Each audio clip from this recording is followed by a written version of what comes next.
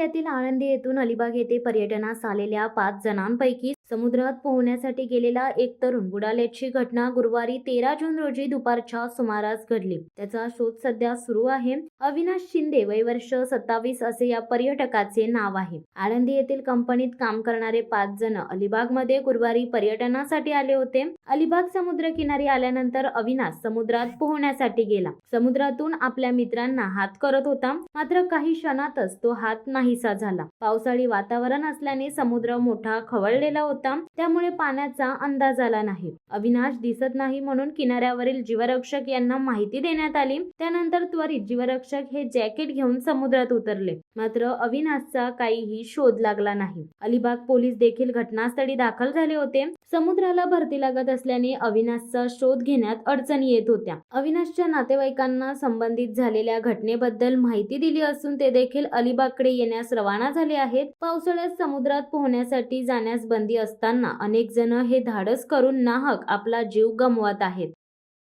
शिवसत्ता टाइम्ससाठी धनंजय कवटेकर, अलिबाग। दे धडक बेधडक वृत्त देणाऱ्या आपल्या शिवसत्ता टाइम्स न्यूज चॅनलला लाल बटन दाबून सबस्क्राईब करा आणि बेल आयकॉनला क्लिक करायला विसरू नका।